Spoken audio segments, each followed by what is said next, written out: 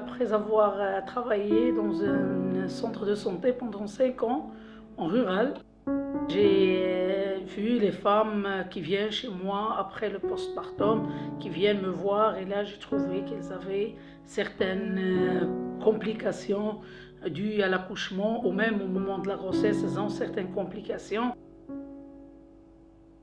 Et là, c'était ça, après avoir fait mon master. Je me rappelle de ça et là, je me suis dit, pourquoi pas explorer cette morbidité, cette part de morbidité de femme qui est négligée jusqu'à maintenant. Il n'y a pas assez d'études au Maroc qui ont travaillé sur la morbidité maternelle.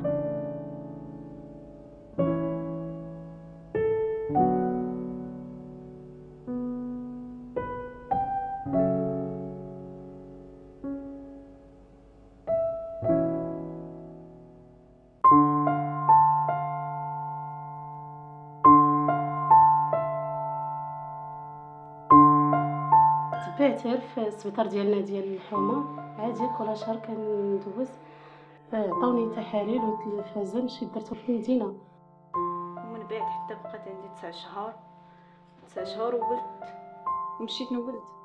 مشيت للسبيطار الحومه صيفطوني للسبيطار الكبير صيفطوني ليه وانا فيا الوجع بغيت نولد.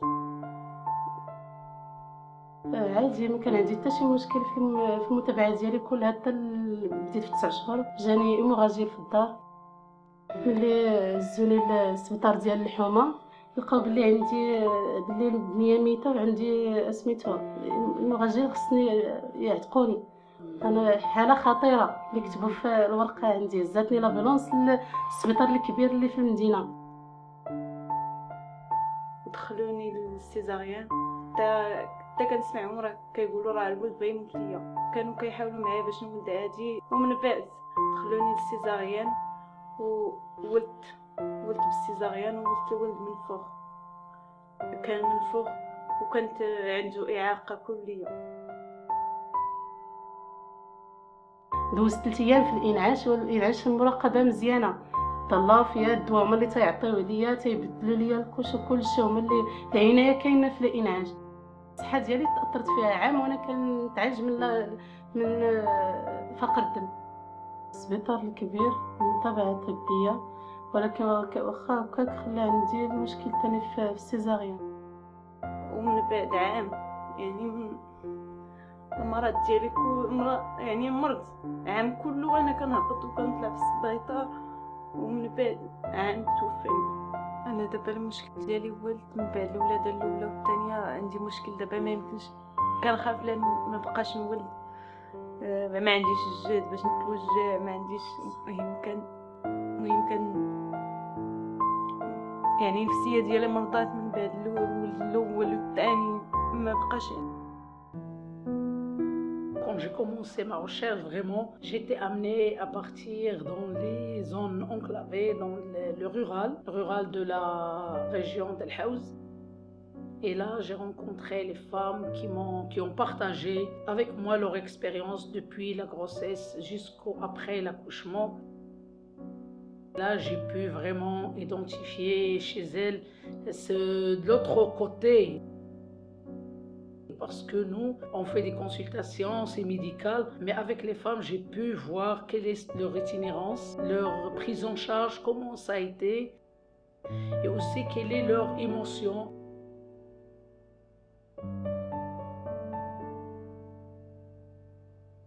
انا حملت في 21 عام، ما كنتش عارفه الحمل ديالي، واش كنت عارفه واش حامله، وما عارفه على والو على الحمل، ما كنتش عارفه والو.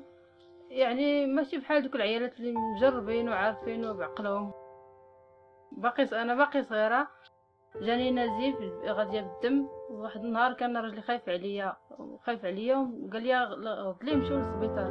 مشينا للسبيطار ديال الفلوس، دوز ليا الدكتور وقال لي عندك حامله. انا حامله. من بعد تبعت معاه داك الشهر الاول، تبعت معاه حتى وقف داك النزيف حتى خرج ليا الدواء. صافي من تما مابقيتش متبعه. ما كانش تلفاز عندنا في السبيطار هنايا، ما كانش باش يدوز ليا يشوف الحمل ديالي كي دار ولا شي حاجه. داري كالثروه 3 ورحنا كله وتقمي كل ظهور طبيعي. اشكو كان نردنا مثلا طبا ايوا ايميل سداري سين غير ما يكونوا زباريان بكري نقدر نغيو زبار نعرفتي نغيو زبارين كايز دوس السبيطار نغاسوه دايتي لي نغاسنا دايتي نداتي ازبار دايتي كابناد مغرا غير البوغمكا ايوا كصغنا اردر دقوت غمكا معان كيورجيو غون السبيطار كصود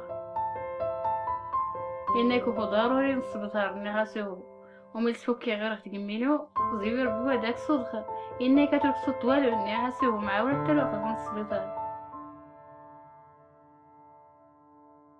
ايوا غير اللي غنكر غير غاوز برا ندو يغري تجار في متاش كيداري صبوطيه عمكات سموني المهم يموت مكاز دي ماني حساسه حشميسو زعما حساسه حشميسو ليسلو في غادي كرسل غير يغوين سوري يغني السبيطار مع غمكادنيت اين غمكادنيت ورداك مسا يتدي فتو والحديدي غاسني رباسي طامغا في الركوب يرتدي صن السبيطار غير ندار كيف تيرا الركوب كيرا ما داك النيتاوي يغرك بالصوف غمكان ايوا ما كان يسكره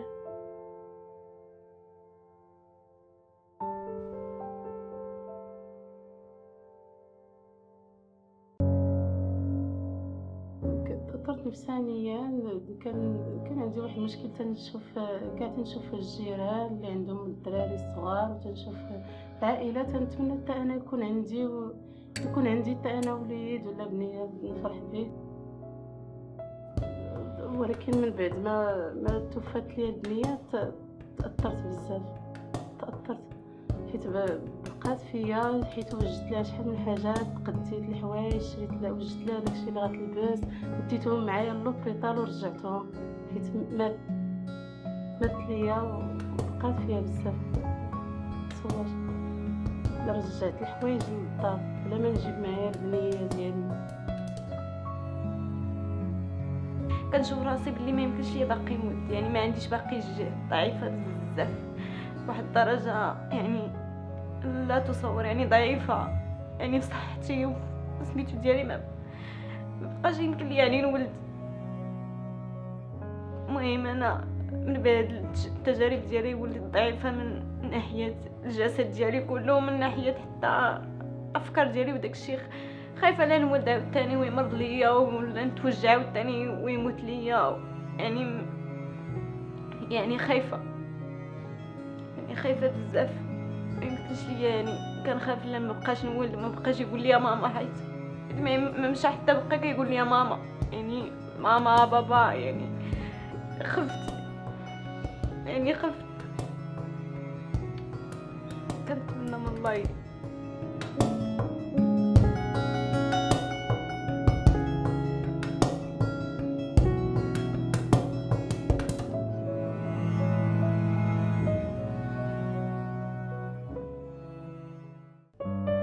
La mortalité maternelle ne représente qu'une petite partie d'un iceberg qui reste dominé par la morbidité maternelle qui a des conséquences sur la santé de la femme, de la vie de la famille et aussi la santé du nouveau-né.